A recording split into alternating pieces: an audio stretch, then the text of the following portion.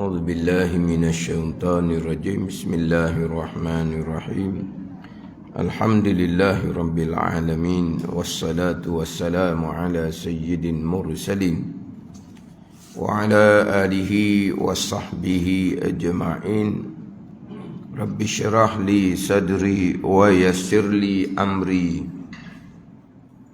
واحلل عقدة من لساني يفقه قولي سبحانك لا علم لنا إلا ما علمتنا إنك أنت العليم الحكيم ولا حول ولا قوة إلا بالله العلي العظيم. Kitab Hidayatus Sibyan, muka surat 3, baris yang kelima daripada atas. Muka surat 3, baris kelima daripada atas. Qala al-muallifu rahimahullahu ta'ala wa nafa'ana bi'ulumihi amin. Maka barang siapa tiada jazam pada i'tiqadnya, pada i'tiqad barang siapa, maka dinama akan dia akan barang siapa yang tiada jazam pada i'tiqadnya jahlun basitun, jahil basit. Jahil selapih, jahil yang tidak bersusun. Dan jika jazam ia barang siapa padanya pada i'tiqad, tetapi tiada muwafaqah ia pada diri pekerjaannya, dinama akan dia akan barang siapa yang jazam pada i'tiqad tetapi tiada muwafaqah ia bagi di pekerjaan, jahlun murakkabun, jahil murakkab. Dan jika jazam ia barang siapa padanya pada i'tiqad dan muwafaqah ia baginya, dan muwafaqah ia baginya bagi diri pekerjaan, tetapi tiada daripada dalil, dinama akan dia taklid.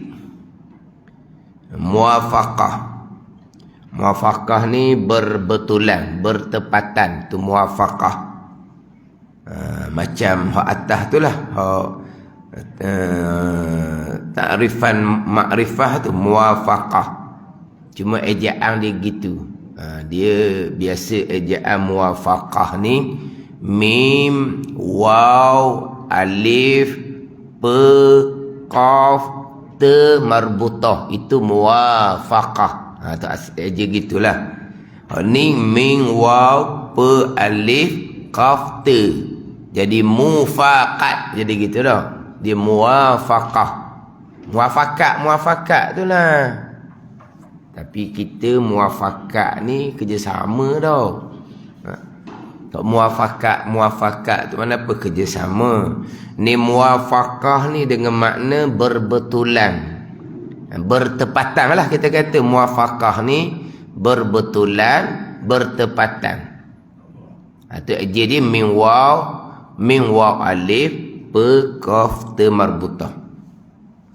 Maka barang siapa tiada jazam, tiada putus pada i'tiqadnya, i'tiqad barang siapa, maka dinama akan dia akan barang siapa yang tiada jazam pada i'tiqad ni jahil basit. Ini tafriq huraian kepada makna ma'rifah, hakikat ma'rifah, sebenar-benar ma'rifah, mengenal Allah, mengenal Rasul, yang menjadi permulaan yang wajib pada agama ni. Sebenar-benar makrifah ni apa makna dia?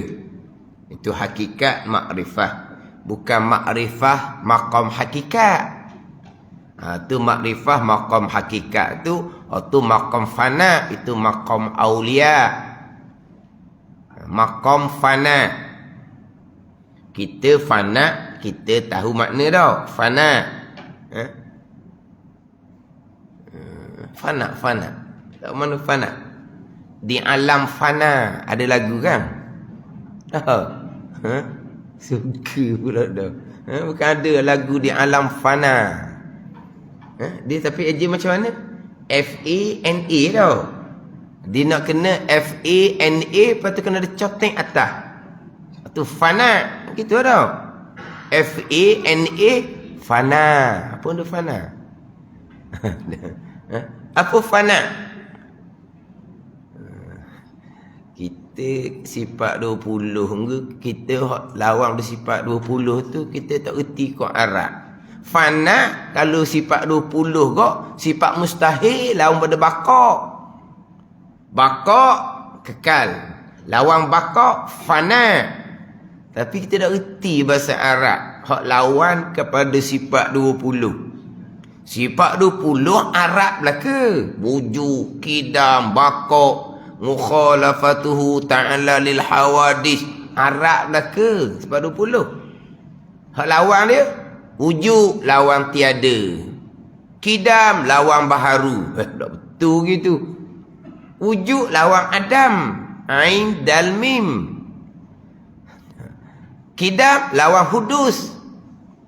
Baqa lawan fana. Baru tu Arab sama Arab.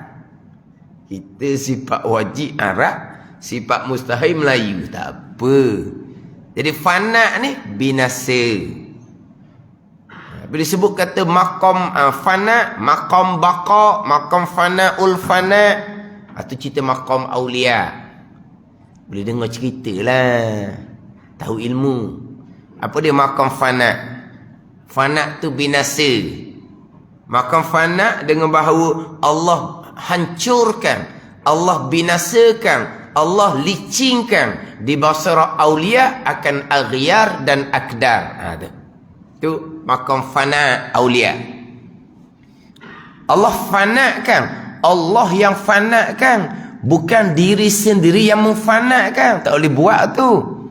Allah yang fanakan, Allah yang habiskan, Allah yang licinkan di basirah aulia.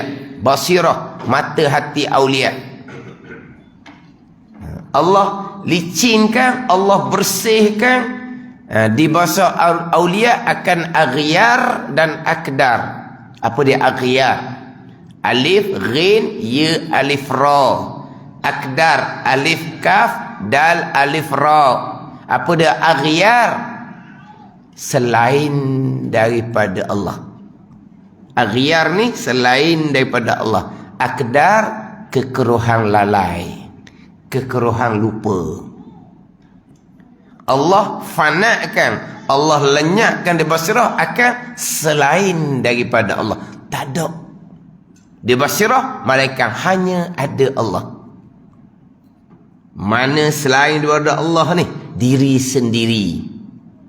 Mana selain daripada Allah? Pilihan diri, perbuatan diri, itu selain daripada Allah. Tidak ada di basirah aulia. Allah fanakan, Allah lenyapkan, Allah licinkan, Allah bersihkan. Di hati suci yang ada hanyalah Allah. Itu maqam fana.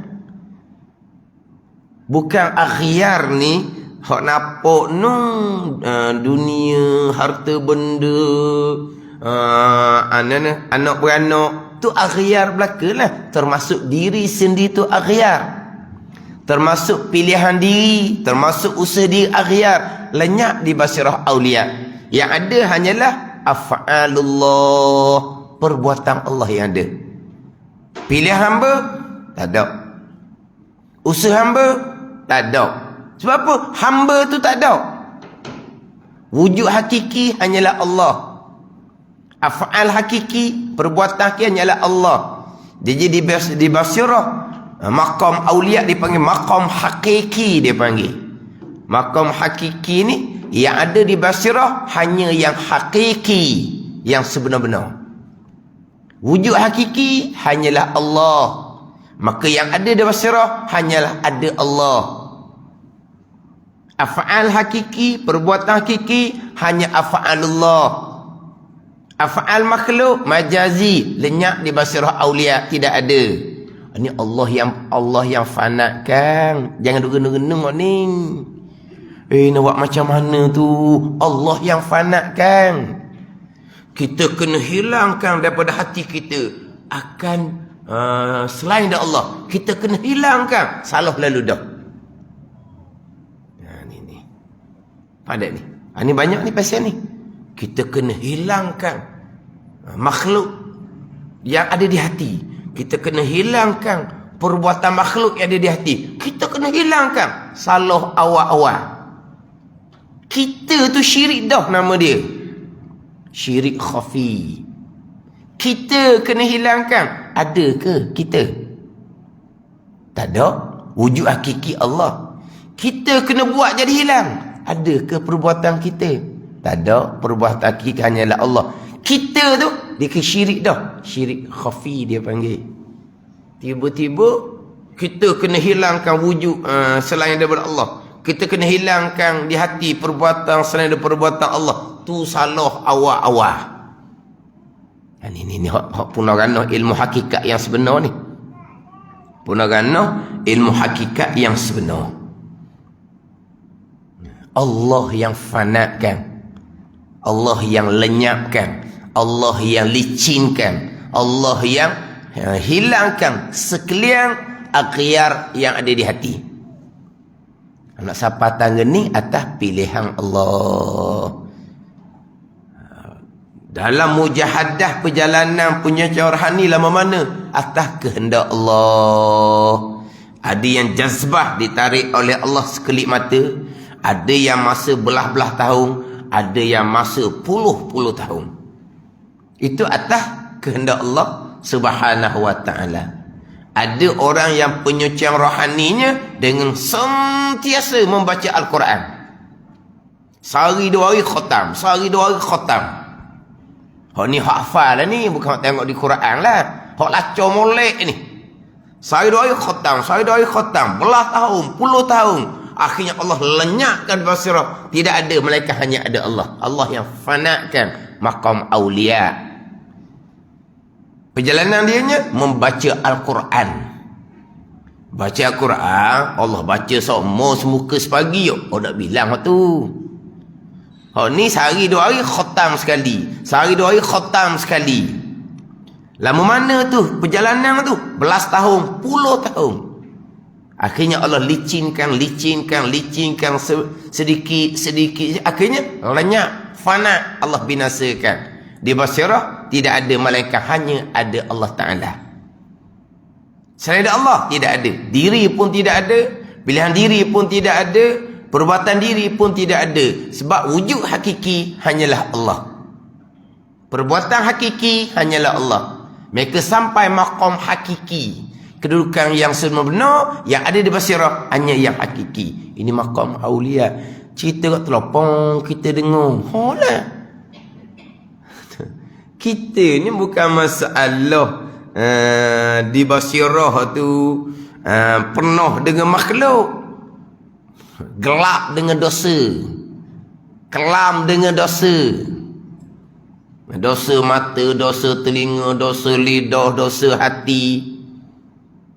Dosa kita kerana tidak menunaikan tanggungjawab yang diwajibkan ke atas kita. Ni nak cerita fana macam mana? Fana ni. Itu dia panggil maqam fana. Fana'ul fana, maqam baqa, kekal basirah saat demi saat hanya bersama dengan Allah Subhanahu wa ta'ala. Ini sebagai cerita ilmu lah. Tapi kalau kita kira untuk kita mengaji fardu ain ni, dengar gitu je lah.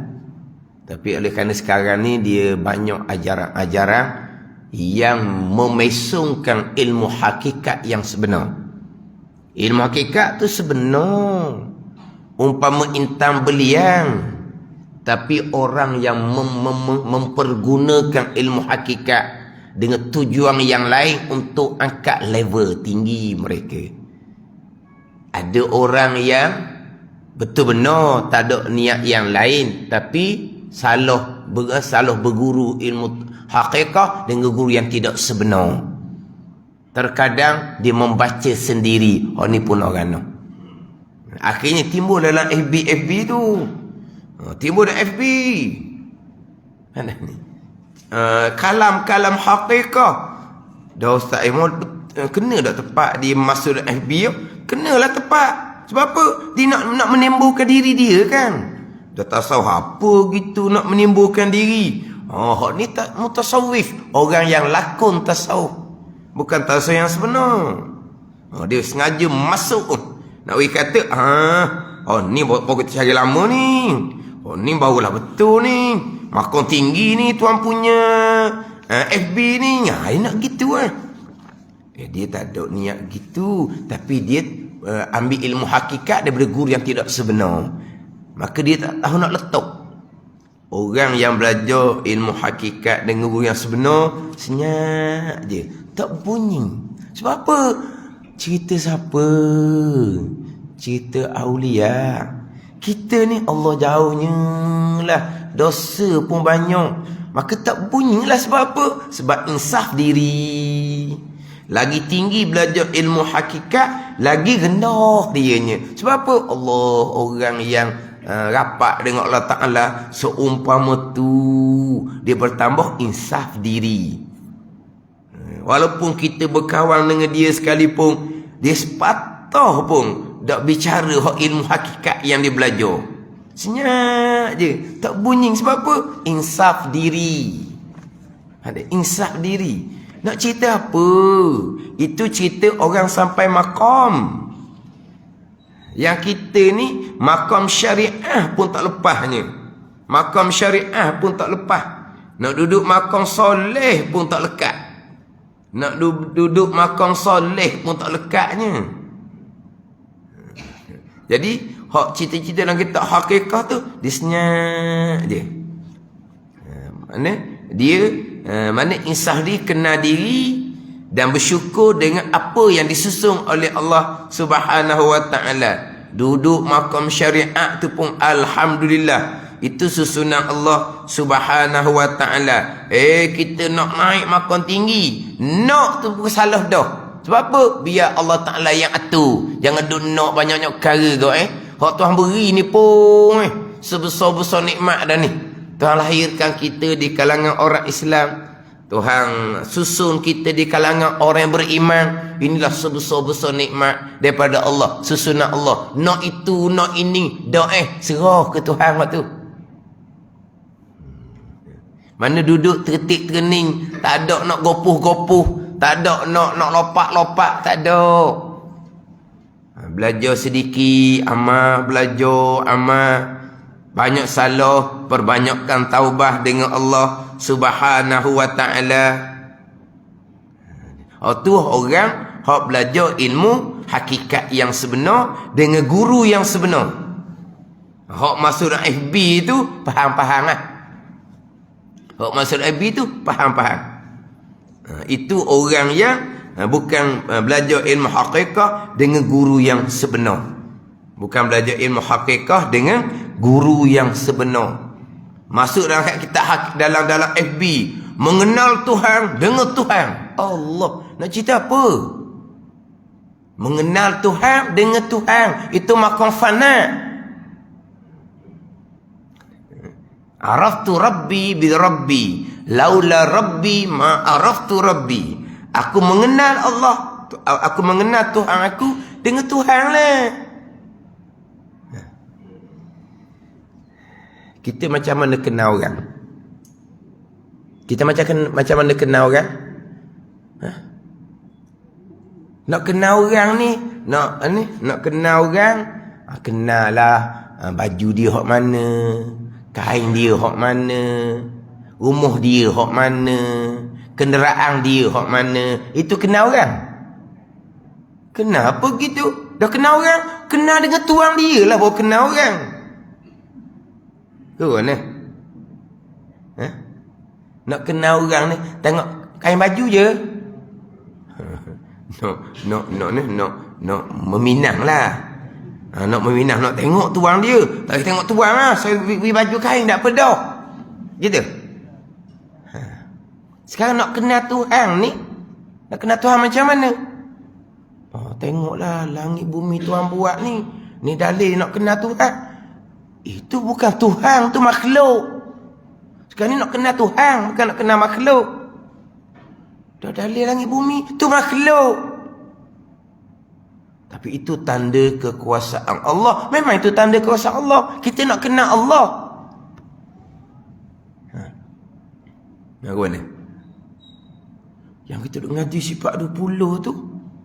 Kenal Allah. Berdalilkan langit bumi. Berpegang Allah Ta'ala ada. Kenal Allah lah tu. Berdalil, tandaan. Langit dan bumi ya. Langit bumi tu makhluk. Bukan Allah Ta'ala. Ada langit, ada bumi tu dalil ada Tuhan.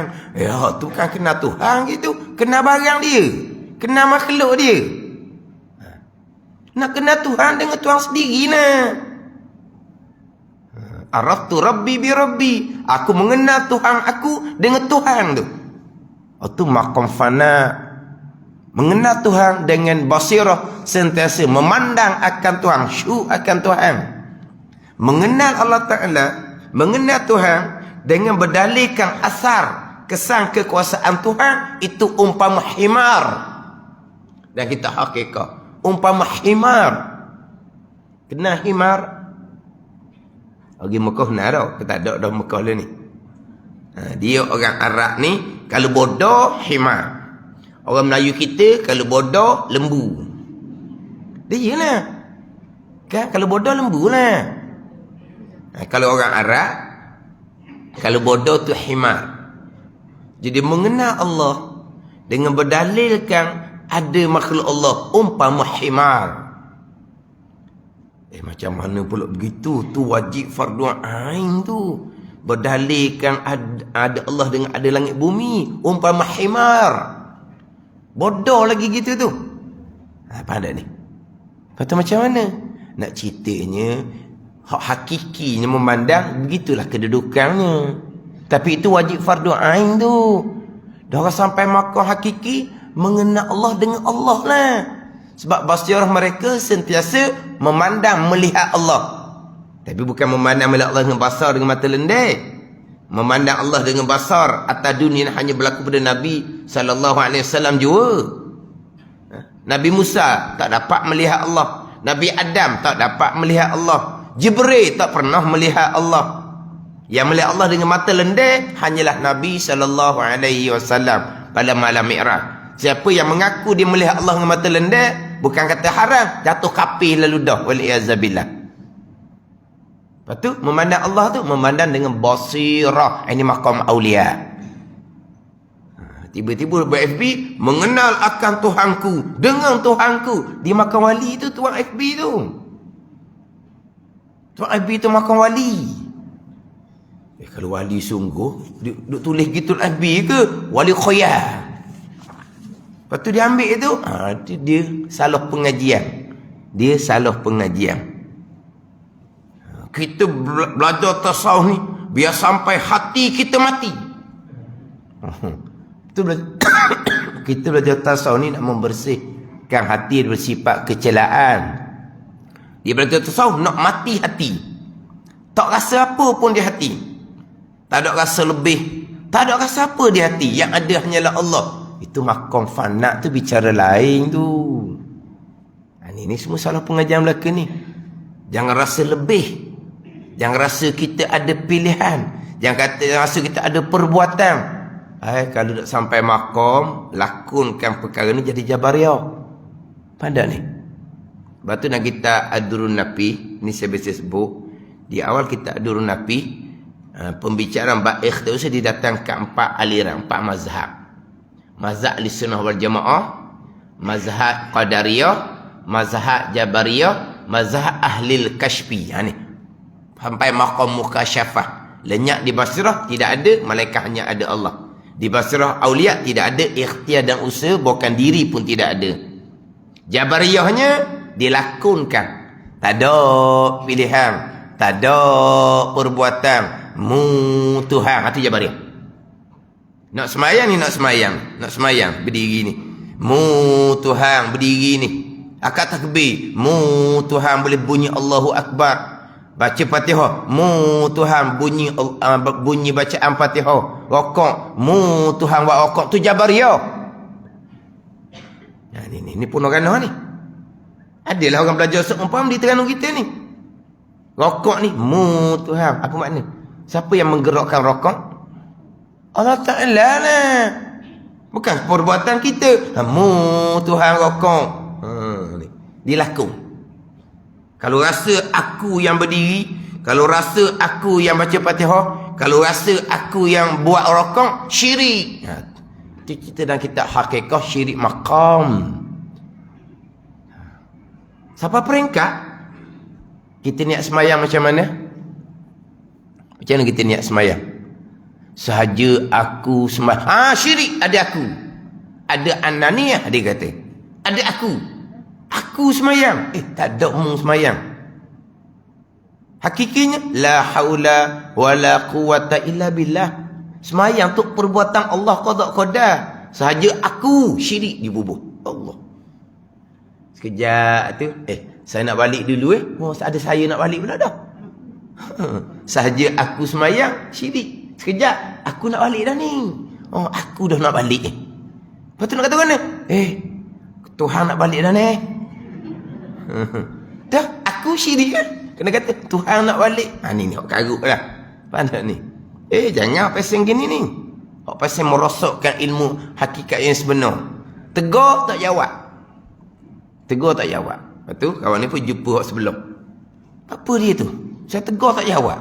Kamu tegur macam mana? Tanya dia. Buat apa? Tanya dia. Kalau kata Pak Mak buat apa? Nampak dah Pak Mak tu nyaku. Tanya buat apa lagi? Biasa tak gitu? Orang tengah buat kerja, Pak Mak buat apa? Akak cok ni buat apa ni? Tak nampak orang tengah pegang cok cangku ni. Buat apa? Buat apa? Tu tanya nak berkawan, bukan nak nampak. Tanya Pak Mak buat apa, tak jawab. Mu tanya tu tak betul. Lepas tanya mana? Tuhan buat apa? Baru dia jawab. Tanya. Tuhan buat apa? Tuhan nyaku. Boleh jawab Tuhan nyaku. Lepas ada dia Tuhan belaka. Ni contoh. Hak ngaji sat karut ni, ngaji karut. Saja aku semayang, syirik ledah. Tak ada aku, Tuhan belaka tu Jabariyah. Tak ada aku macam mana? Wajah tu wajhiya lillazi. Apa makna? Aku hadap akan diri aku. Bukan itu? Ada tak aku? Wajah tu bacaan doa kita siapa? Bacaan doa iftitah Nabi sallallahu alaihi wasallam. Hadis riwayat lisan Ali karramallahu wajhah. Wajah tu ni dia nak sama dengan perkataan Nabi Ibrahim alaihissalam dalam Al-Quran. Tapi dalam Al-Qurannya perkataan Nabi Ibrahim, inni wajjahtu wajhiya lillazi. Ada ini di hadapan. Siapa? Ini tu siapa? Sesungguhnya aku Nabi Ibrahim alaihissalam. Syirik ada aku. Ni kata ni. Kemudian iyyaka na'budu wa iyyaka nasta'in. Akan dikau ni. Akan dikau ya Allah. Kami yang sembah. Tak syirik. Ni Tuhan macam mana? Itu contoh. Ada aku je syirik. Tak boleh rasa dah diri aku ni. Tak boleh rasa dah diri ni baik. Lepas tu dia pula kalau rasa diri baik, ujub. Ni semua tak betul belaka. Ni merosokkan ilmu yang sebenar. Rasa baik. Kita rasa tak? Ni sekarang ni kita mari masjid ni. Rasa baik tak? Ke rasa komang gitu? Tak dah kita mari masjid Sultan Muhammad ni. Dengan pergi Sabasung ke, dengan pergi pantai ke, rasa sama je. Ada rasa baik. Rasa baik, ujub dia kata. Salah sangat-sangat kita bicara dahulu sifat ujub. Rasa baik, rasa lebih pada diri, serta lupa ia datang daripada Allah.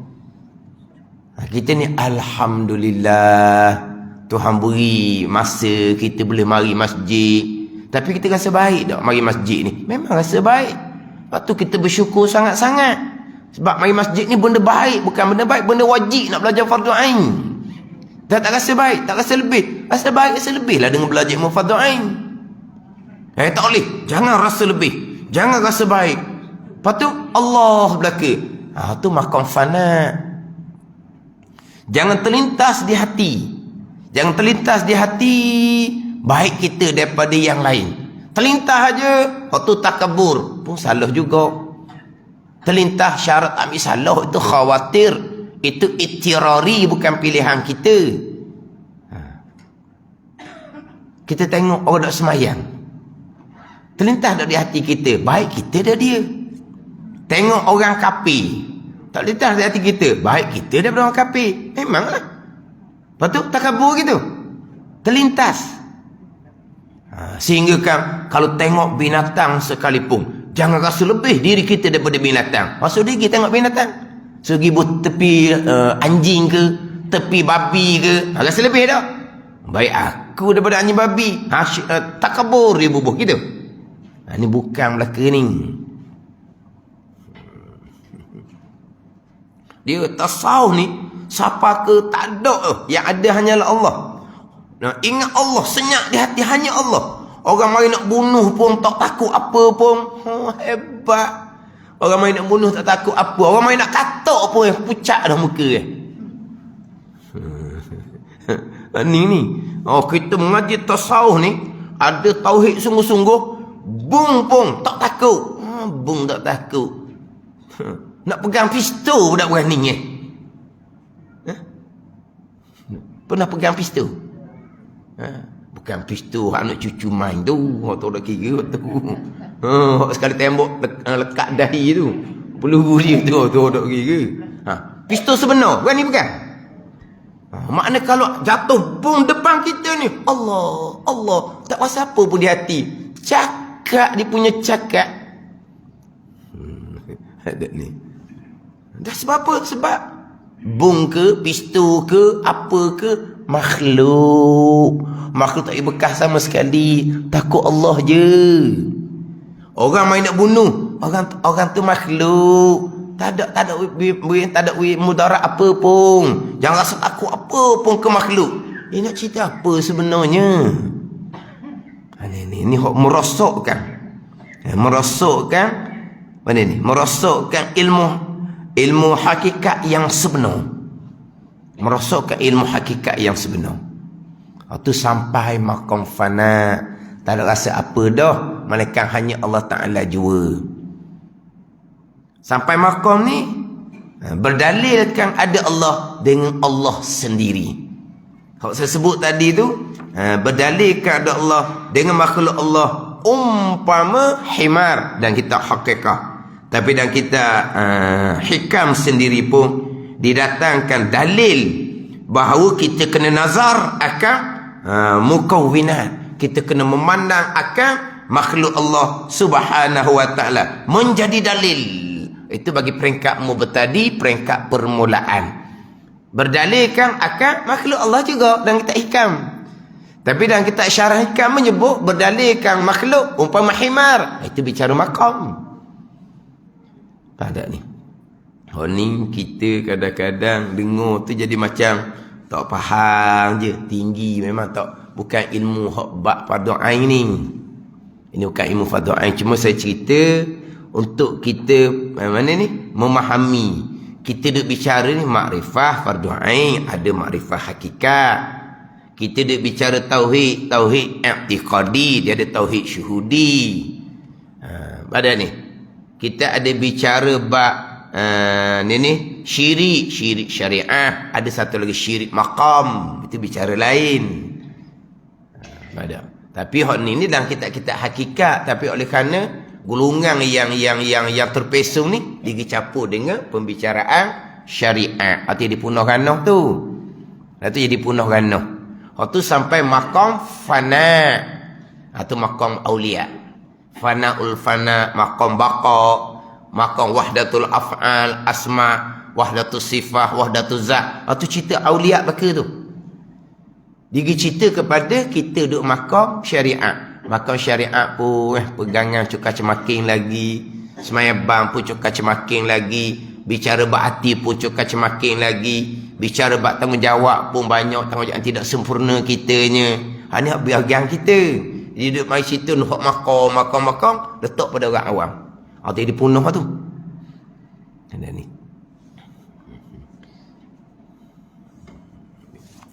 Jadi sini hakikat makrifah ni sebenar-benar makrifah mengenal Allah permulaan agama. Mengenal Allah permulaan agama, dia ada 3 komponen dia, 3 rukun. Yang pertama al-jazmu, jazam. Putuh di i'tiqad kita tetap tak ubah dah. Tu. Jazam, putuh. Makna apa ni? Yakin. Tapi yakin pula ada tahap dia pula. Ilmul yakin, ainul yakin, hakul yakin. Kita ni ilmul yakin. Yakin dengan ilmu. Ada ni. Yakin Allah ada. Yakin malaikat ada. Yakin alam barzakh ada. Yakin tu dengan ilmu. Ainul yakin melihat dengan mata lendai. Ainul yakin atas dunia makam aulia, ainul yakin melihat Allah dengan basirah. Ainul yakin dapat melihat malaikat dengan mata lendai. Ainul yakin dapat melihat alam barzah dengan mata lendai. Hakul yakin tu merasai sendiri. Ada ni, merasai. Itu hakul yakin. Orang yakin sungguh. Ada ni. Ni contohlah. Contoh. Orang cerita kepada kita. Yang dia begini. Keenakan dia, kesedapan dia begini. Kita oleh kerana cerita itu cerita daripada orang yang betul. Maknanya kita memang yakin dengan cerita dia tu. Yakin di hati kita memang durian tu istimewa. Tapi yakin dengan tahu je, ilmu je. Sampai masa ditunjuk durian, dicekoh ni durian, nampak isi durian. Ni yang kata hak saya duk sebut selama ni. Ni isi durian, tengok macam mana. Tengok pun sedap dah. Hak sedap lah. Hak jenis tak ambuh durian tu, bang dia lagi dah. Untung kalau ada anak cucu gitu dah, duit tak habis. Bendanya mahal. Kalau jenis anak cucu tak suka durian, mujono lah. Kita gomoh ke kita sudah lah. Ni dia dulu dah kita tak sempat kita nak makan, paling-paling habis. Ni. Maknanya cerita, patut tengok. Patut pun tengok isi. Tengok. Hakul yakinnya makanlah baru aku yakin. Barulah sebenar-benar yakin durian tu sedap. Gitulah. Kita ni jazam yakin dengan ilmu. Ilmu mengenal Allah, yakin kita kepada Allah. Ilmu berkaitan dengan perkara-perkara gaib, yakin kita dengan kewujudan malaikat, yakin kitanya dengan barzah. Tu yakin dengan ilmu. Hakul yakin sungguhnya ni ada dalam barzah tu. Hak tadi nak kembali balik dah tu. Itu hakul yakin. Tetapi bagi orang yang sampai hakul yakin walaupun belum menempuhi alam barzah, seolah-olah dia sudah merasai alam barzah tu macam mana. Mana dia sudah merasai raudatun min riyadil jannah di alam barzah. Dia sudah merasai kebun daripada kebun syurga di alam barzah. Jadi orang yang seumpama ni, yang sampai tak hakul yakin, seolah-olah dia sudah merasai macam mana kebun syurga di alam barzah. Maka seumpama inilah rindu kepada alam barzah, rindu kepada kematian. Apa ada ni? Rindu kepada kematian. Dia rasa meluak dengan dunia ni. Sebab apa? Syurga ni, alam barzah ni, raudhatun minal jannah. Ini siapa tahap ni? Kitanya percaya ada raudhatun minal jannah, ada kebun syurga, ada kebun daripada kebun syurga di alam barzah. Kita memang yakin, tapi ilmu. Sekadar ilmu.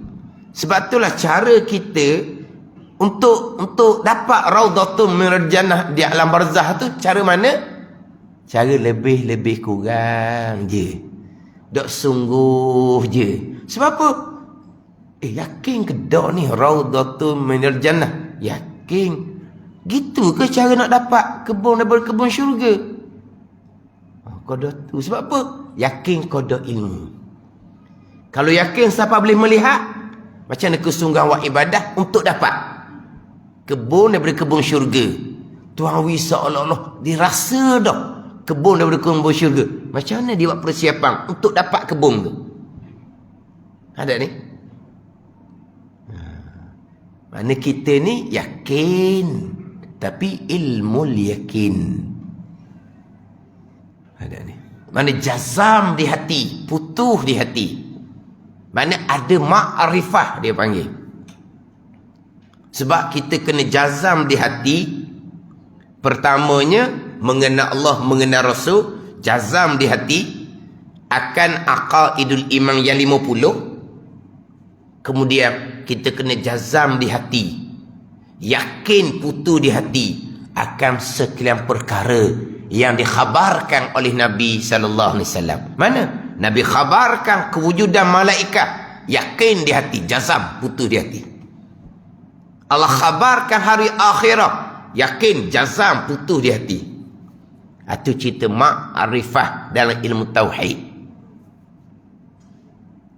Jazam, yakin, tapi ilmu yakin. Dia ada ainul yakin, dia ada hakul yakin.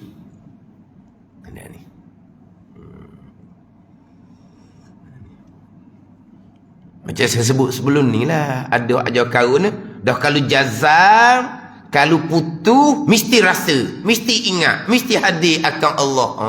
Tu satu nyakit lah. Kalau jazam, mesti ni ingat di hati. Waktu salah awal-awal. Jazam, putu di hati. Ingat tak ingat atas kekuatan basirah masing-masing.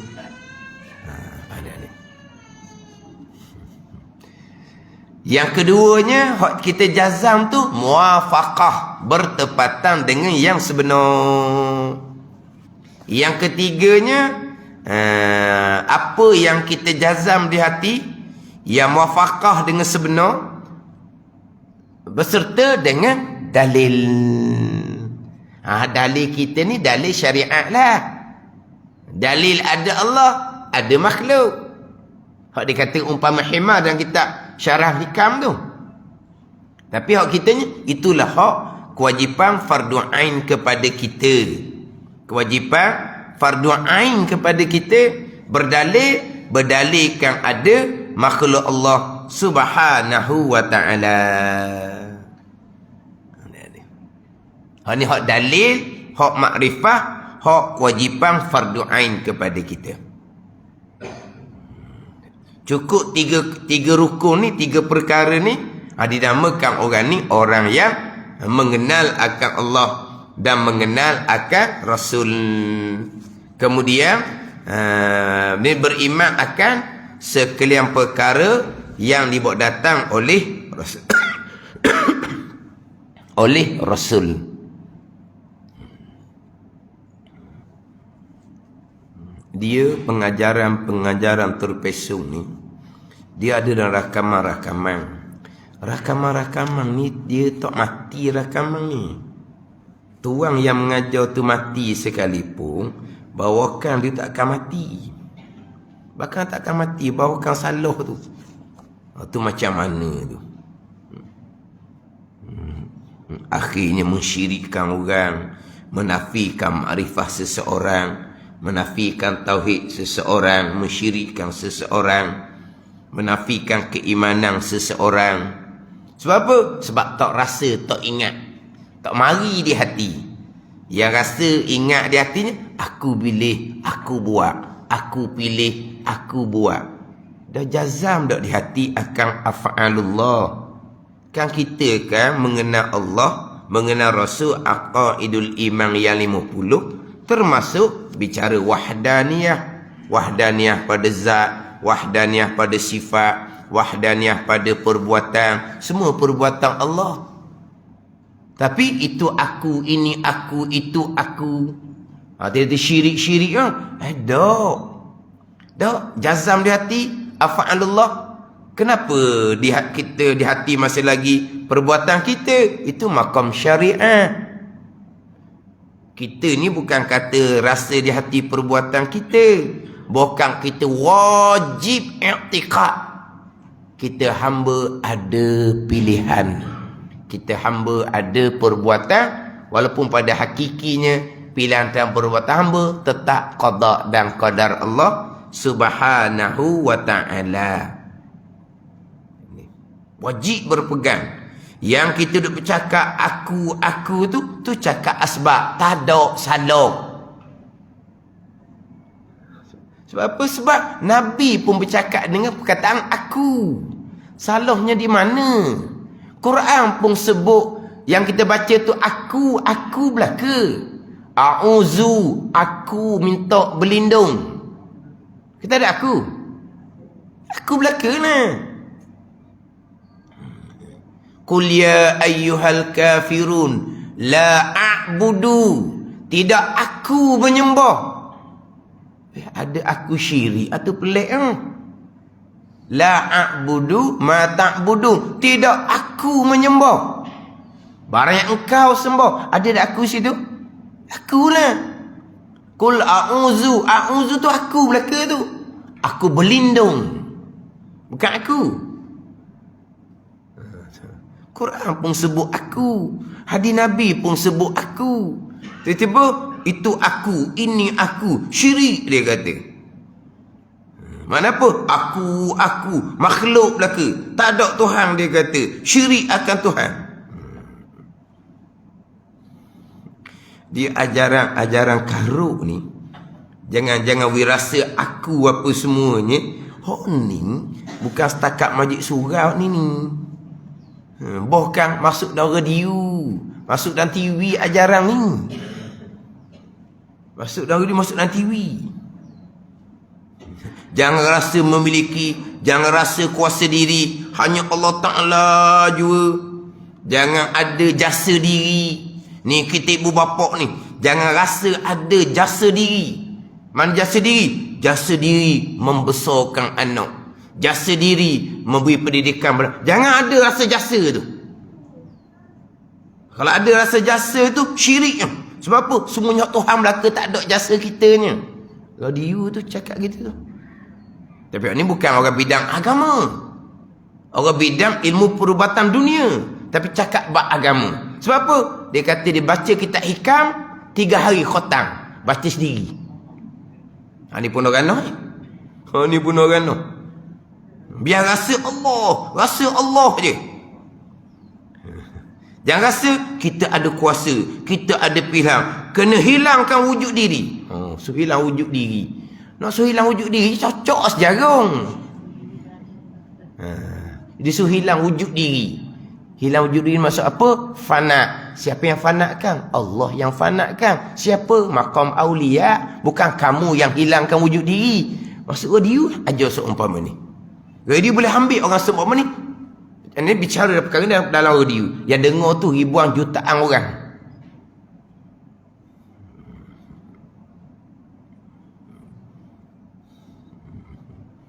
Atau timbul tu syirik, oni syirik, atau syirik, oni syirik.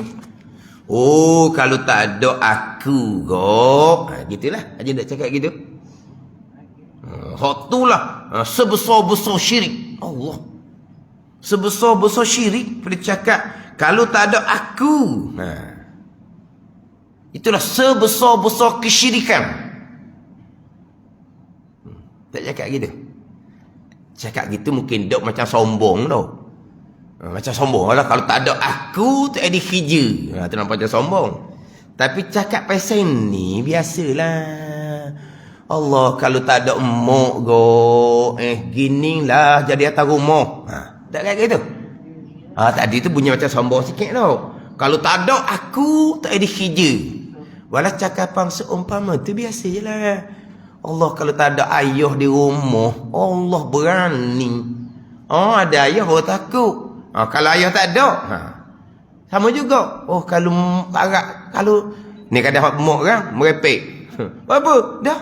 Tak ada sehari je mak. Huru hara kubang hanya rumah. Cekak-cemakin rumah. Bunyi warna mak. Oh, kalau tak ada mak go, tak suka. Tapi waktu tak bunyilah sombong. Itu bunyi nak nasihat.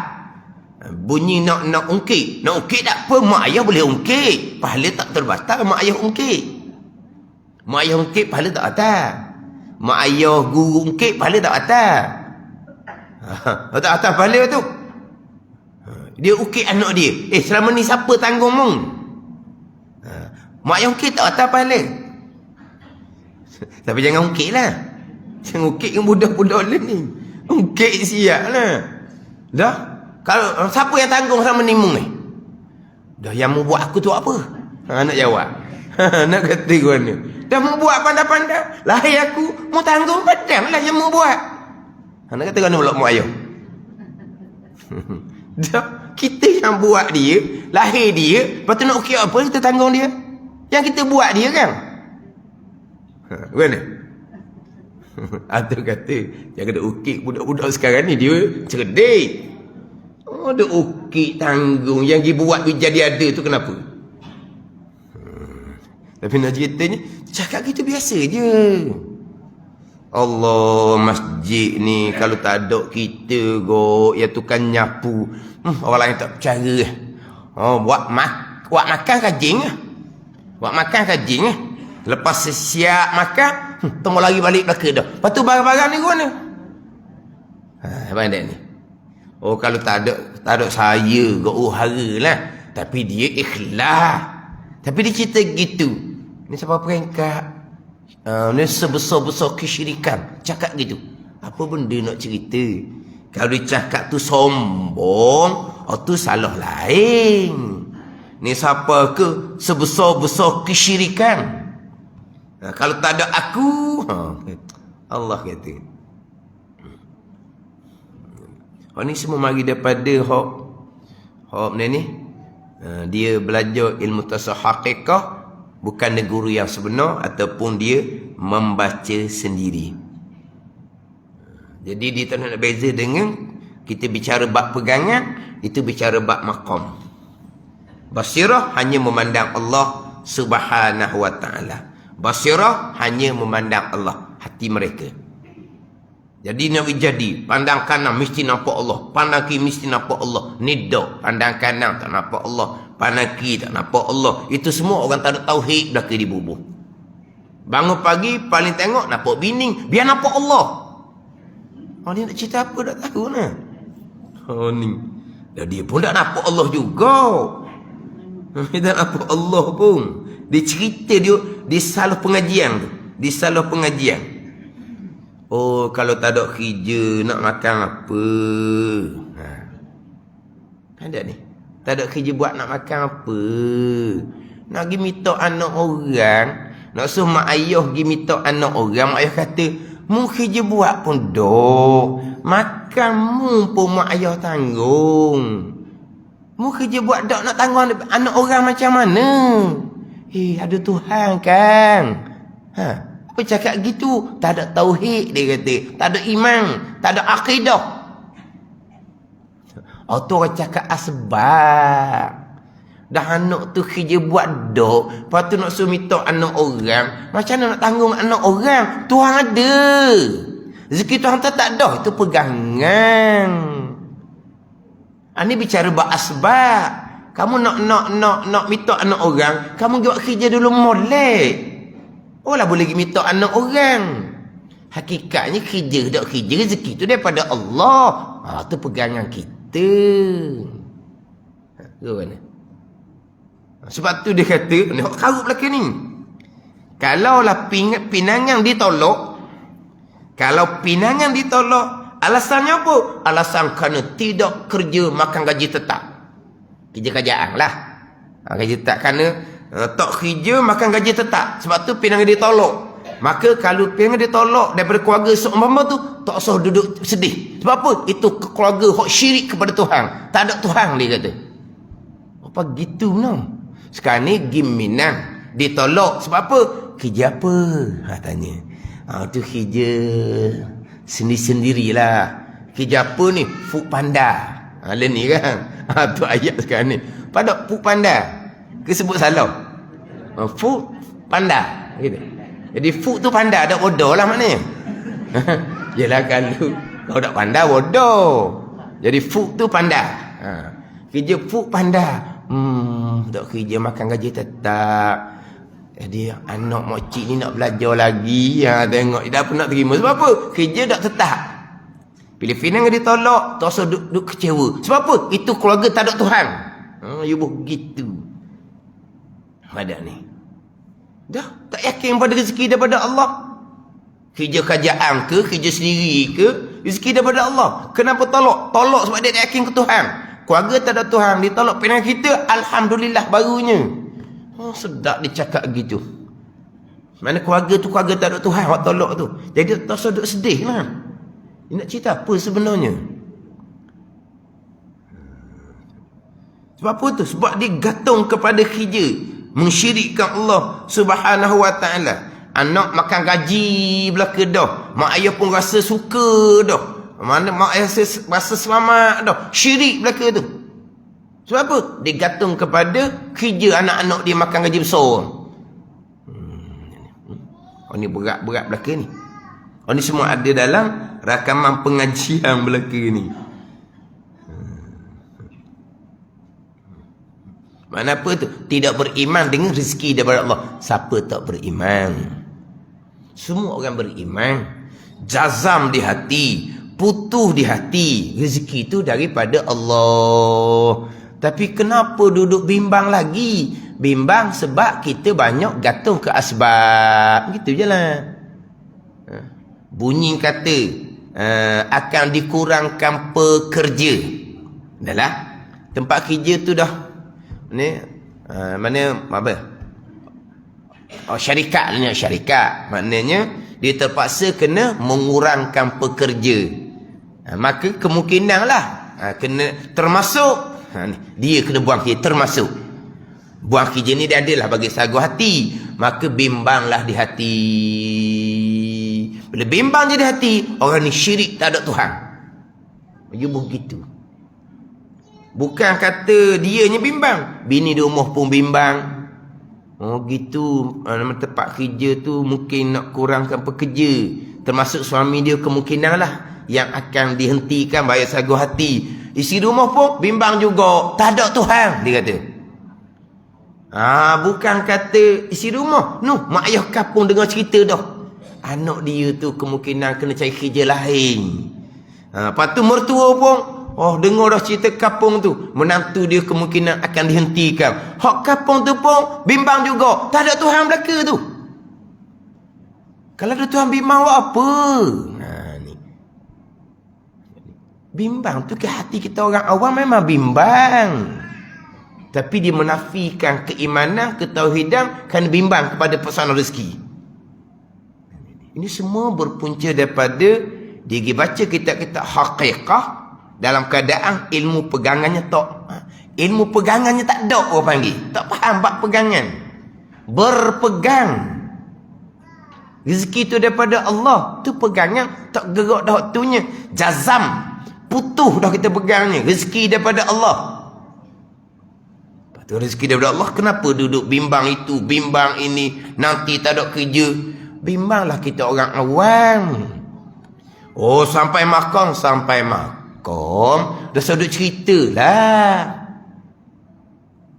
Itu makom auliya tu bicara lain. Kita bicara bab pegangan. Jazam, putu di hati. Kesemuanya qada dan qadar.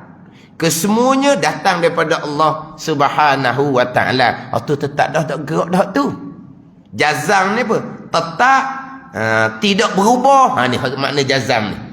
Pegangan yang putu, yang tetap, yang tak berubah, yang tak syak dah.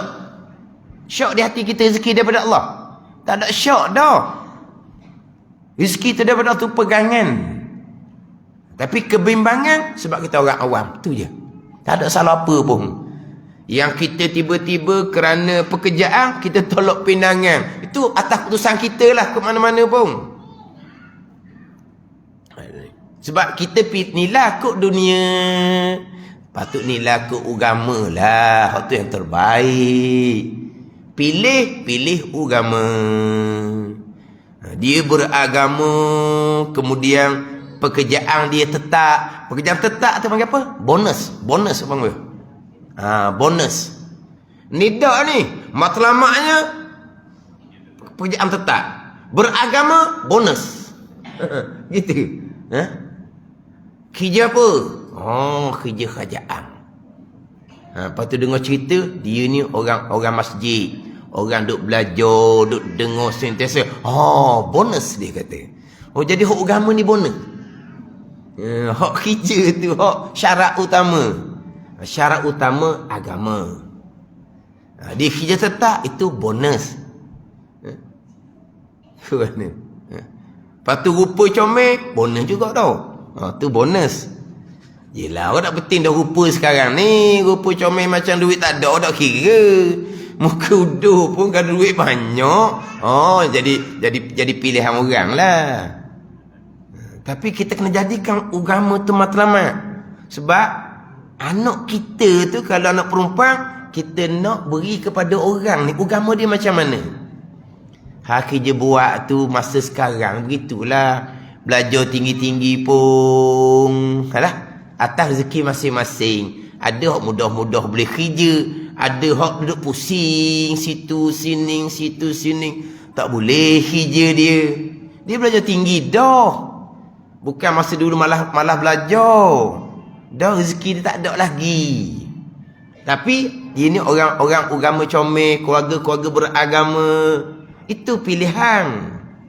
Tapi jadikan pekerjaan sebagai pilihan tu duniawi orang panggil. Dah comel tak gitu. Dak comel gitu. Hak tadi ni jangan sabar peringkat mensyirikkan orang. Pada ni orang yang menjadikan keduniaan, pekerjaan tetap sebagai syarat utama, memang dak comel. Bukan kata molek.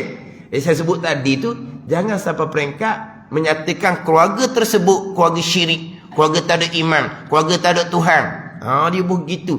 Tu salah. Lepas tu keluarga tu menjadikan dunia sebagai matlamat. Tak betul lah gitu. Kena jadikan akhirah sebagai matlamat. Sebab nanti akan lahir cucu. Kita melahirkan seorang anak. Amalan dia kita boleh pahala dah. Anak ni akan melahirkan cucu. Cucu selama mana tu pahala kita belaka.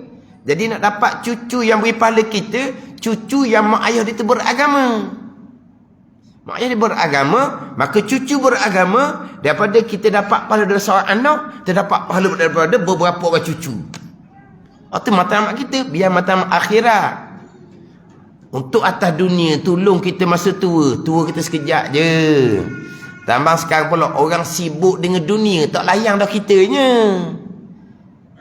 Tak layan dah kita, sebab dia sibuk dengan dunia. Kalau kata kena duduk dengan dia pun, bukan duduk dengan dia pun, duduk dengan bibi. Kena bibi. Ni bibi ni bawa plastik je. Bibi kau tahu. Jeng bibi. Bibi Indonesia tu lah.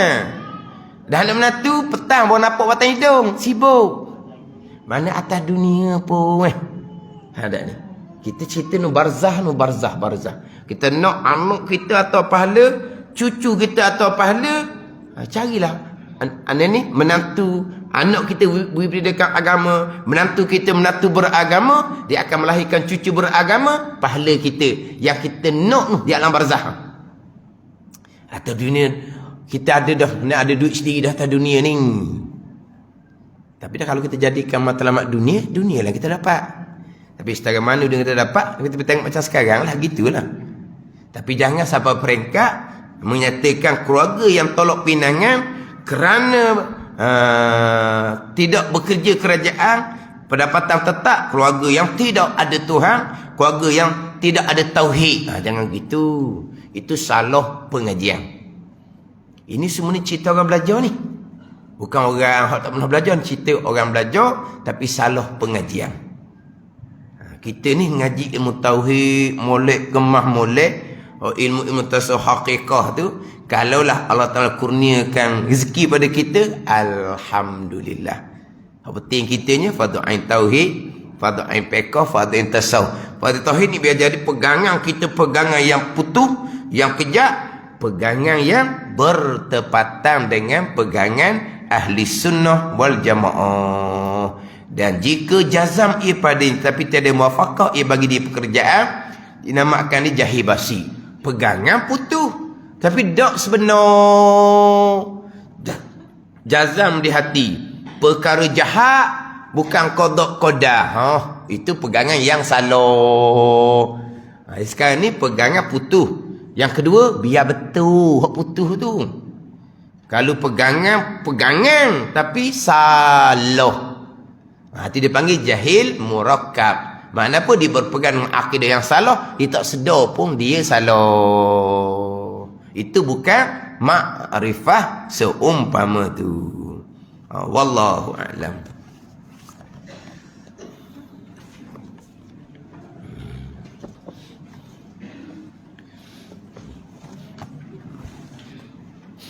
Jadi tadi tu macam ceramah motivasi yo. Kau apa lagi?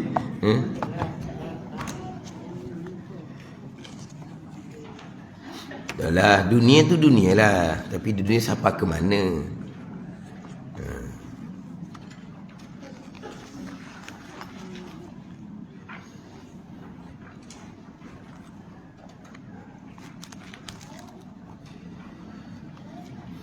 Ni muka surat 40 tau. Surat 40. Berbalut sebahagian tangan. Situ tak? Berbalut sebahagian tangan. Qala al-muallifu rahimahullahu ta'ala wa nafa'ana bi'ulumihi amin. Berbalut sebahagian tangan.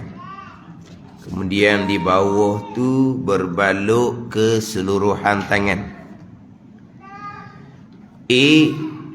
Basuh muka berserta niat wuduk. Sebab sebut berulang kali dah, kita berwuduk, bertayamum kerana anggota wuduk tidak rata air. Bila kita berwuduk, maka kita kena jaga tertib wuduk molek. Kena jaga tertib wuduk molek. Jadi berbaluk ni sebahagian tangan. Tangan anggota wuduk yang kedua. Kok mana pun, yang pertama basuh muka berserta niat wuduk. Boleh tak kita gambar dia tu tangan patuh tu. Tangan patuh gambar dia tu. Tak? Gambar berbaluk sebahagian tangan. Berbaluk keseluruhan tangan, tak ada gambar. Tak? Berbaluk seluruhan tangan kita kata kok, dia seming daripada hujung jari sampai ke bahu. Tak? Kan ada tu kan hak dia jenis. Hak tu patuh macam mana tu? Daripada tangan sampai siku, lepas tu sampai ke ni hak tu patuh mana tu, patuh siku ke apa. Hak macam dah gambar tu macam patuh pergelangan tau. Jadi dia pun bubuh seming daripada jari dengan setengah lengan tau. Hak tu mana patuh ni, patuh pergelangan. Kalau patuh siku dia ambil sini juga tau, dah apa tangan tau. Mana kalau patuh di pergelangan, patuh di siku, barulah dia ambil belaka seming tu. Ya, kadang-kadang patuh ni bukan setepak. Ada yang di sendi, ada yang patuh patuh tengah. Kan dia ada belaka kan. Hak di sendilah. Sendi tu patuh ke cabuk panggil? Kalau di sendi cabuk dan bukan sendi ni pergelangan sendi, siku sendi. Kalau patuh ni hak tengah ni ada. Hak tengah lengang ni. Ni. Ni panggil patuh. Yang mana kadang-kadang bukan satu tempat dia patuh. Di tangan dia tu 2-3 tepat patah. Hak tu bakali hak dia pakai seming habis tu wallahualam lah. Tapi dalam gambar tu dia macam di pergelangan saja. Dia balut hanya sampai di pertengahan lengan saja. Maknanya di hujung tangan ni masih lagi ada kawasan molek. Itu berbalut sebahagian tangan. Yang pertama kena basuh muka. Boleh tak kalau kita nak tayamum dahulu sebelum basuh muka? Masalah tangan ni yang berbalut sebahagian tangan. Sebab kalau basuh muka dulu, nanti nak tayamum, kena sapu debu di muka, payah muka basah. Kena lap dahulu muka. Jadi, macam mana kalau kita bertayamum dahulu sebelum dah basuh muka? Sebagaimana kita bicara dahulu, hak berbalut di muka. Hak berbalut di muka, hak gambar tu berbalut di pipi. Samalah berbalut di mata ke macam mana ke. Kita boleh tayamum dulu untuk ganti di bawah pembalut di muka yang nanti tak akan rata air ketika basuh muka. Lepas tu tayamum untuk muka tu, untuk pembalut di pipi dalam gambar ni. Tayamum kena kemah lah. Sapu debu di muka dan sapu debu di tangan sampai ke siku, itu tayamum. Dia pun tayamum untuk pembalut di pipi. Kemudian barulah dia basuh muka, ni ambil semayang. Barulah dia basuh tangan, disapu atas pembalut di pipi. Itu boleh tayamum dulu sebab muka anggota pertama. Tak apalah. Sekarang ni balut di tangan. Boleh tak nak buat macam balut di muka? Kita nak tayamum dulu untuk tangan yang tak rata air. Selagi belum basuh muka, tak ada timbul lagi isu tangan. Nak timbul isu tangan ni, ada pembalut di sebahagian tangan yang menyebabkan air tak rata ni selepas basuh muka. Lepas basuh muka selesai, comel rata molek muka ni ambil semayang. Oh, di tangan ada seming. Baru kita bicara tangan. Anda kena basuh muka dahulu. Basuh bahagian tangan yang boleh dikenakan air hingga ke siku. Dan sapu air di atas pembalut. Jika mendatang kembali tidak perlu disapu. Sempurnakan wuduk dengan menyapu air kepada kepala dan membasuh kedua kaki hingga kedua kuali. Di solat lakukan tidak perlu diulang. Ini macam bicara mengelepah lah. Dia tinggal tayamum. Kemudian solat pula tidak perlu diulangi, tak perlu qada. Disebut dalam mengelepah, kalau pembalut tu di anggota tayamum, iaitu pembalut sama ada di muka ataupun di tangan, yang ianya adalah anggota tayamum. Anggota wuduk dan anggota tayamum lah. Yang mana hanya anggota wuduk, bukan anggota tayamum, kaki lah. Kaki tu anggota wuduk, bukan anggota tayamum. Jadi kalau pembalut tu di anggota tayamum, pembalut di muka ataupun pembalut di tangan, pandangan muktamad mazhab Syafi'i, wajib diulangi balik sembahyang tu kemudian. Wajib diqadakkan. Lepas seming di tangan tu, doktor buang, tak kira lah berapa minggu, sebulan pun tak kira lah. Lepas buang tu, dia kena qadak semua sembahyang. Dan tempoh masa dia bertayamum kerana di tangan tu ada seming. Sebulan lah. Itu pandangan muktamad dalam mazhab Syafi'i. Pandangan ta'ih dalam mazhab Syafi'i dan juga pandangan-pandangan mazhab lain, tidak ada kewajipan ulangi balik, qada balik sembahyang. Gitu je lah. Itu atas kita lah. Kita orang tua ni qada balik lah. Tapi kalau main dengan budak-budak tu, dah cerita panjang lah tu, hak budak-budak tu. Sebab apa? Hak semayang, hak tunai, hak hari-hari tu pun nak kena tanya seumur. Lepas tu tangan patah seming ni sebulan kena qada.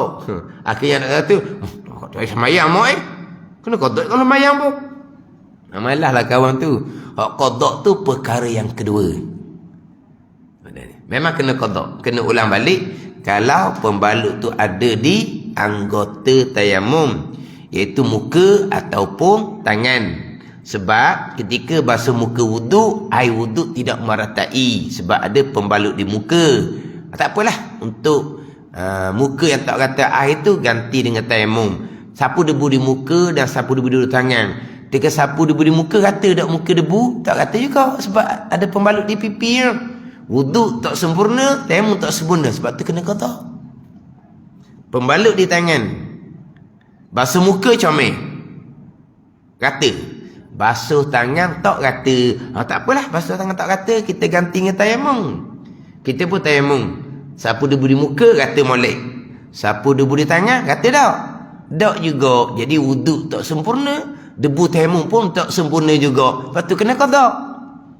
Berbeza kalau pembalut di kaki. Pembalut di kaki, basuh kaki wuduk tak sempurna. Tak kata, sebab ada pembalut di kaki. Tak apalah, ganti dengan tayamum. Dia pun tayamum sapu debu di muka, kata molek muka.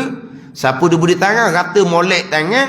Tayamum yang sempurna tu lah yang ganti kaki yang air wuduk tak kata. Tu pun syaratnya pembalut di kaki. Ketika doktor pasang pembalut di kaki, ketika doktor pasang semen di kaki, syaratnya pesakit tu ada semayang. Tu pula. Nak ada semayang mananya sedar-sedar daripada pasang kaki tu semen dah. Kena qada lah juga. Allah, semen di kaki tu sebulan kena qada. Allah, orang segar semayang sekali, orang sakit semayang 2 kali. Mana? Tu tak apalah tu. Tu tak apa. Tu cerita kemudian waktunya. Tu cerita kemudian. Tapi pada muktamad memang kena qada lah. Dalam banyak situasi, dalam banyak keadaan, memang kena qada balik semayang.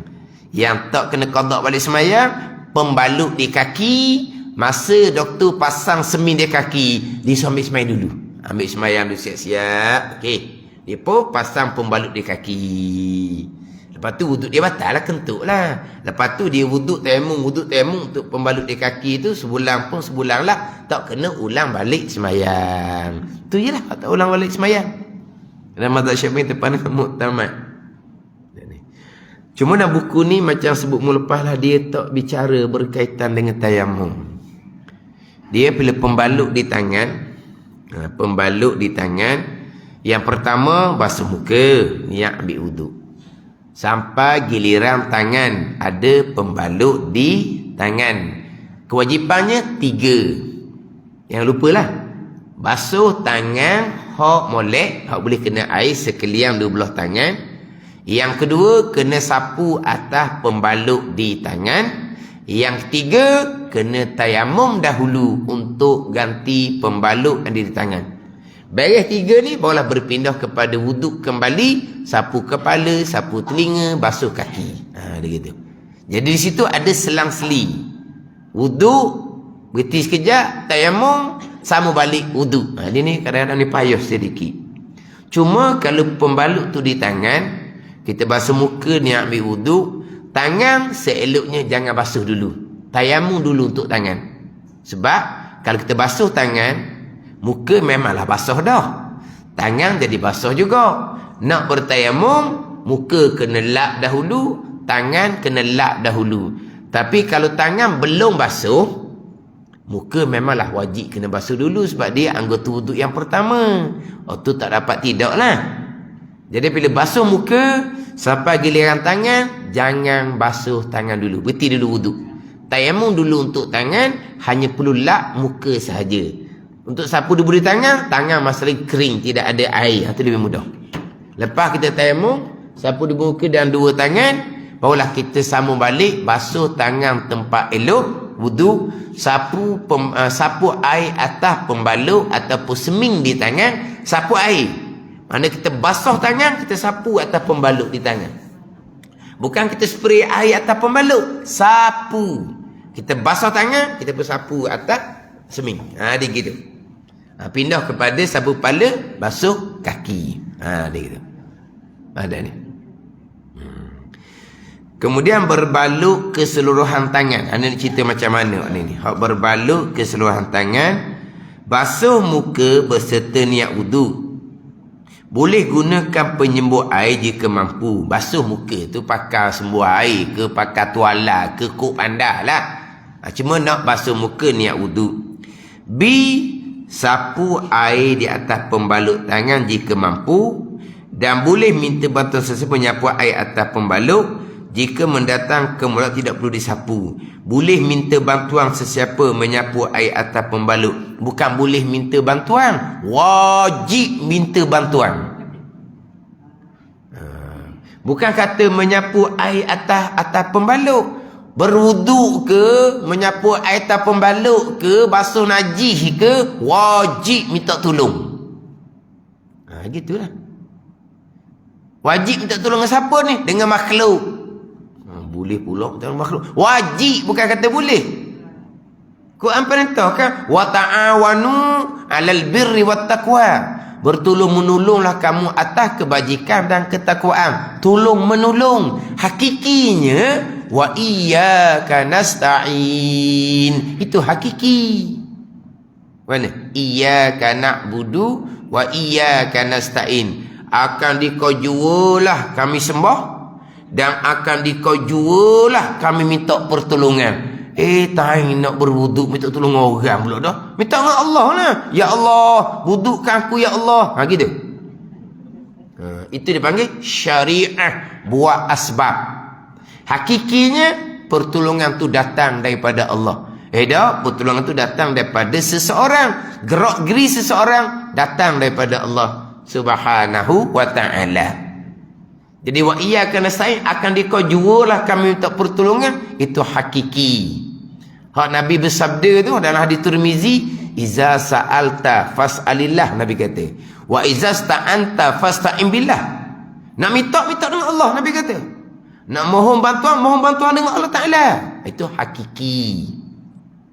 Syariah tolong menolong. Sebagaimana Nabi sallallahu alaihi wasallam dengan para sahabat radhiyallahu anhum sama-sama tolong menolong.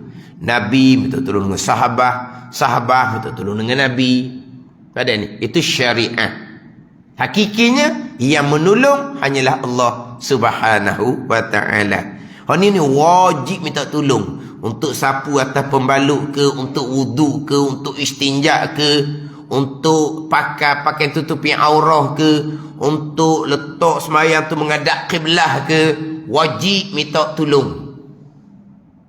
Ada ni. Tapi nak buat macam mana biar jadi menghadap kiblah tu, tengok pada keadaan lah. Di hospital ni macam mana katil dia tetap dah. Kalau boleh usahakan. Usaha sendiri dah, wajib minta tolong. Dah buat sendiri macam mana wuduk pun orang buat. Sempurnakan wuduk dengan menyapu kepala dan basuh dua kaki hingga ke buku lali. Boleh gunakan penyembah air jika mampu. Di solat yang dilakukan tidak perlu diulang. Dia gini je lah. Sama ada pembalut sebahagian tangan ke, pembalut sepenuh tangan ke. Mana pembalut sepenuh tangan ni? Dua-dua tangan dia. Mana apa ni? Dia ikat.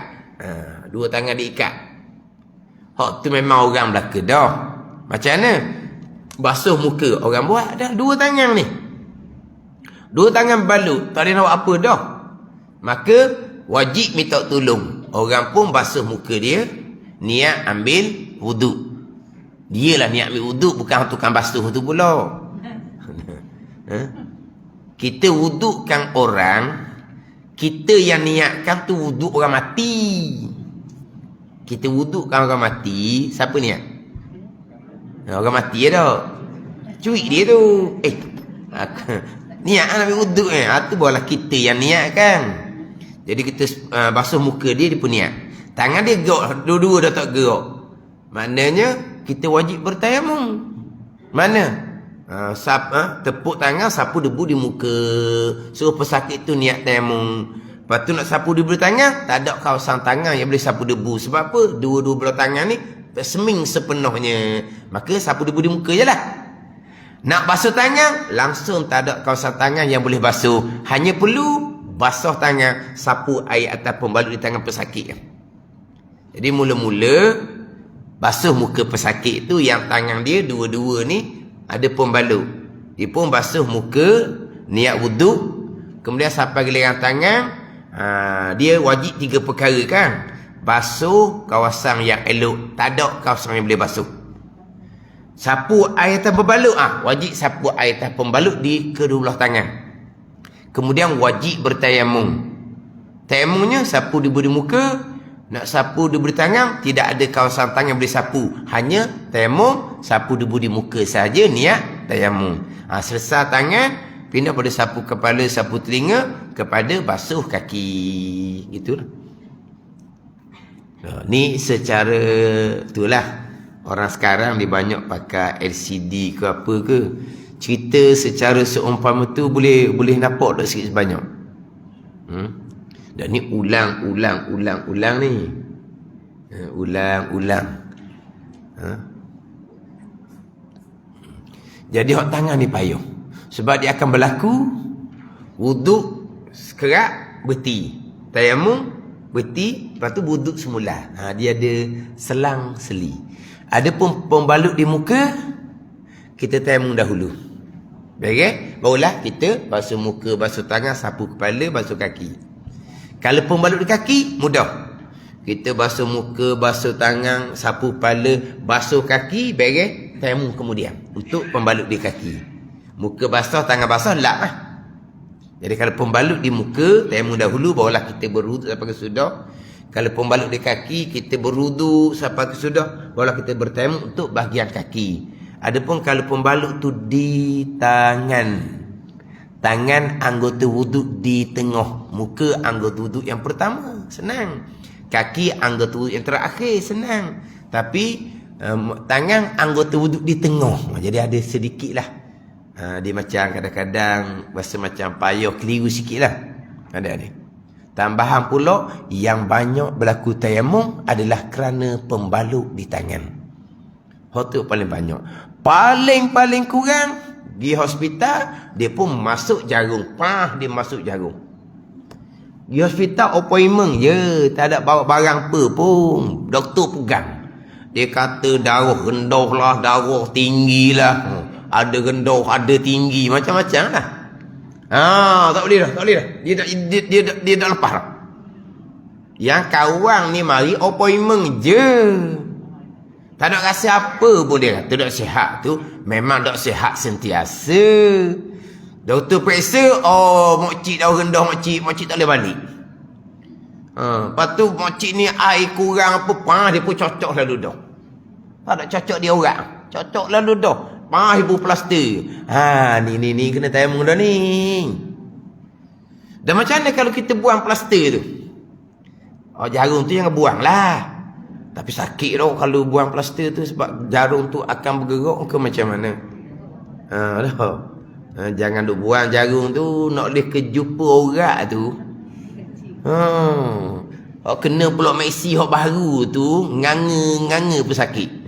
Bukan Messi, doktor baru-baru tu, dok kena orang. Mari staf nah hok tua, dia masuk jumpa lalu orang. Tu staf nah je. Hok ni doktor, dok jumpa orang. Tu kata ada doktor yang pandai cari orang. Hok doktor tak ada klinik tu. Tu pandai cari orang. Pandai. Doktor tak ada klinik tu. Hok cocok sendiri tu. Dia ingat ke dia cocok dadah atas daging ke? Dia ambil cocok atas daging. Tak rasa apa, dia cocok atas orat dia tu. Habis mati orat. Jeng habis dah. Orat terakhir, orat kemaluan. Dia pun cocok dia orat kemaluan dia. Lepas tu pandai pula nasihat. Jangan ikut saya. Dia kata, pandai pula nasihat. Orat lain ni jeng dah. Kalau cocok dadah tu tak rasa dah. Akhir sekalinya, orat kemaluan dia cocok. Dia cocok orat kemaluan. Tu pandai cari orat. Jangan duk cabut jarum tu. Lepas tu kalau kita cabut plaster, tetap kena tayammum. Sebab bukan plaster tu saja, jarum tu besar. Dia sudah menutupi satu kawasan kulit kita. Pada jarum besar. Bila kita cabut jarum, daging kita gelahong ke apa panggil? Berlubang tu lah panggil apa? Gelahong ke apa? Gelahong. Gelahong. Ada gelahong. Dia cabut jarum, dia akan gelahong. Mana akan ada lubang. Dia panggil jarum besar. Tapi lubang tu ditutup semula. Tapi mula-mula cabut tu gelohong ke tak? Berlubang ke tak? Berlubang. Jarum tu besar. Mana jarum halu? Jarum halu ni, jarum hok cocok bahu tu. Tu halu tu. Jarum cocok gusi tu. Tu halu belaka tu. Kan dicocok bahu tu kan. Cocok waxing tu lah. Ke cocok waxing gelohong gitu. Tak. Tu halus. Tapi jarum hak masuk air, jarum masuk obat, masuk darah di tangan ni, jarum besar. Maka semata-mata jarum tu pun sudah wajib bertayamum kerana dia sudah menutupi ruang kulit tangan tu. Maknanya tu kena tayamum lah. Tapi tangan anggota tengah, dia ada sedikit lah payah. Bukan kata pembalut di muka, bukan pembalut di kaki. Berbalut sebahagian kepala sahaja. Wallahu a'lam. Panjangnya kitab yang pertama. Ialah kitab pertama tu nak berhenti tu cukup-cukup 40 minit tu. Dah nak berhenti. Ini kitab 20 sifat hati yang keji dan terpuji. Muka surat 38. Baris yang ke-7 daripada atas. Qala al-muallifu rahimahullahu ta'ala wa nafa'ana bi'ulumihi amin. Dan firman Allah subhanahu wa ta'ala lagi, wasbiru innallaha ma'as sabirin. Artinya bersabarlah kamu, bersabarlah kamu, kerana sesungguhnya Allah bersama orang-orang yang sabar. Bersabarlah kamu, itu adalah perintah Al-Quran. Wasbiru amar. Perintah Al-Quran wajib ijma' ulama'. Hak sabar yang wajib lah, dia ada sabar yang sunat, sudah bicara terdahulu. Dia perintah Al-Quran. Macam perintah Al-Quran, aqimus salah, diri oleh kamu akan sembahyang. Jadi sebagaimana Quran mewajibkan sembahyang, Quran yang sama mewajibkan sabar.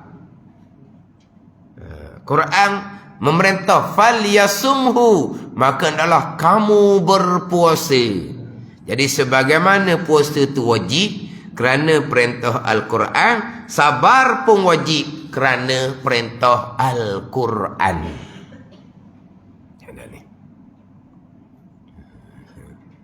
Jadi sabar pun wajib, dia perintah Al-Quran. Kerana sesungguhnya Allah bersama orang-orang yang sabar. Allah bersama dengan orang-orang yang sabar. Apa makna Allah bersama orang-orang yang sabar? Sesungguhnya Allah bersama orang-orang yang sabar. Maksudnya ni huraian Al-Quran, innallaha ma'as sabirin, kerana sesungguhnya Allah bersama orang-orang yang sabar. Maksud Allah bersama ni, Allah menolong dan memelihara mereka, yakni mereka orang-orang yang sabar. Kenapa datangkan maksud bagi ayat Allah bersama? Sebab zahir ayat Allah bersama berarti Allah duduk dekat kita lah. Ni kita ni bersama ni kan. Ni bersama. Di ma'a ni zarah makan. Bila bersama ni gak lah.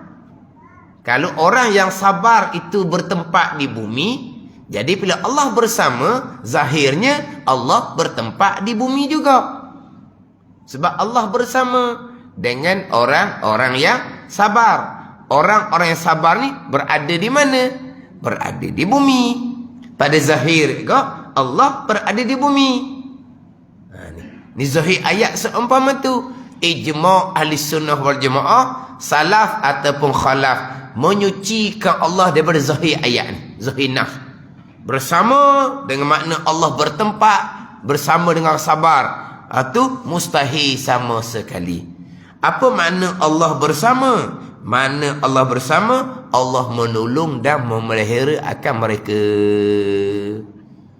Ni hak kita ngaji sifat mukhalafatuhu ta'ala lil hawadis.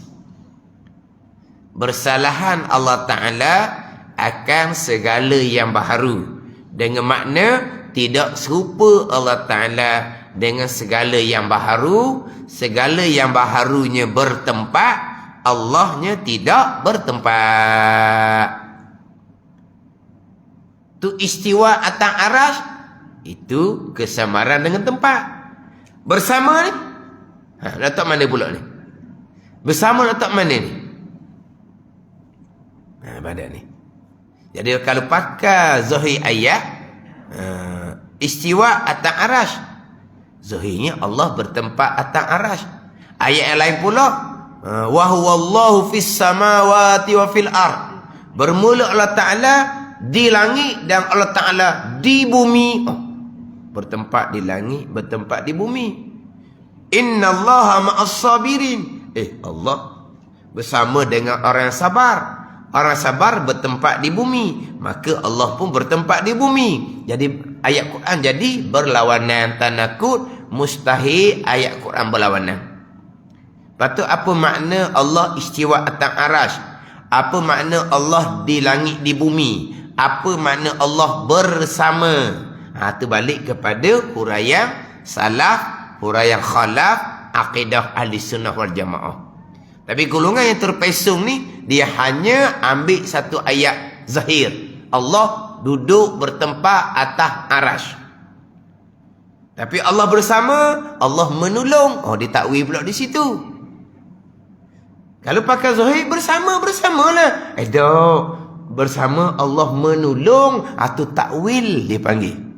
Kita datangkan makna yang selayaknya dengan Allah Subhanahu wa ta'ala. Kalulah Allah bersama dengan mana Allah menolong, begitu jugalah Allah istiwa atas arah dengan mana Allah menguasai, memiliki arah. Takwil juga tu.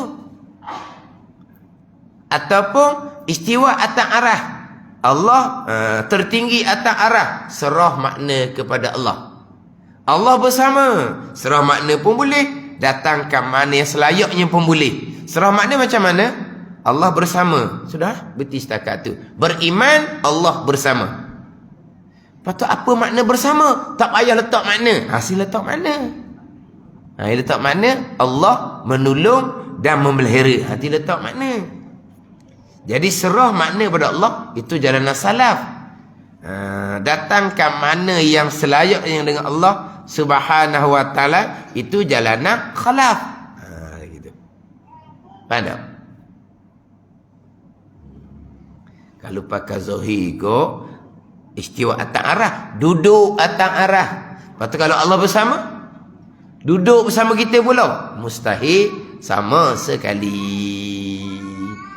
Tu kena kemah molek lah tu. Saya sekarang bicara ayat-ayat mutasyabihah ni pagi esok lah. Dalam Terengganu FM tu, Ad-Dinul Khalis, 10 suku. 10 suku pagi esok. 10 suku sampai pukul 11. Radio Terengganu FM. Tapi kalau 10 suku tu, kalau terjumpa saya di luar daripada radio tu, maknanya saya ada 2 tempat lah tu. Ada 2 tempat. Dan radio pun ada juga. Ada juga. Lepas tu saya jumpa dah kereta, ada juga dah kereta. 2 tempat. 2 tempat. Tu rakaman.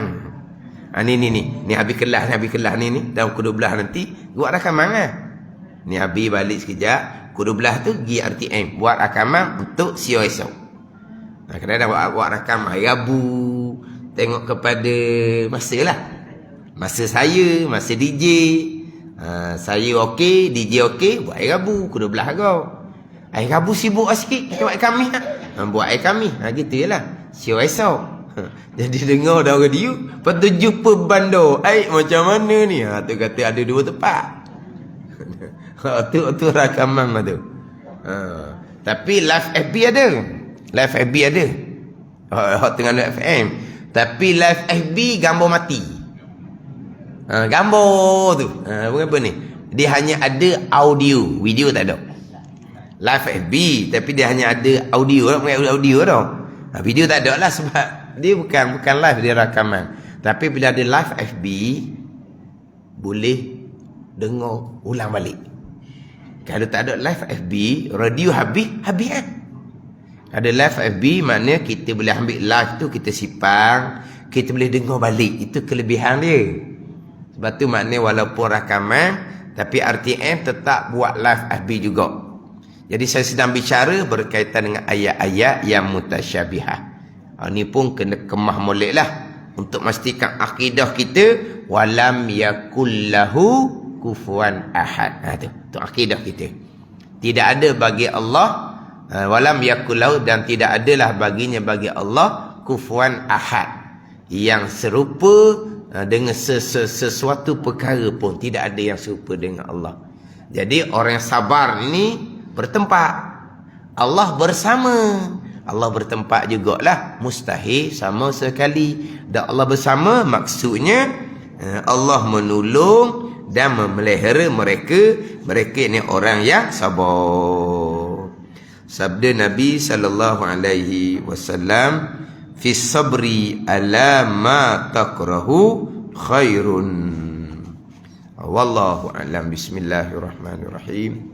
Alhamdulillahi rabbil alamin. Wassalatu wassalamu ala sayyidil mursalin wa ala alihi wa sahbihi ajma'in. Allahumma ftah alaina futuhal arifin. Allahumma allimna ilma aqdamin wa fahimna famas sabiqin warzuqna ruqat talibin. Allahumma zidna ilman wa alhiqna bis salihin. Wa sallallahu ala sayyidina Muhammad wa ala alihi wa sahbihi wa sallam. Walhamdulillahi rabbil alamin.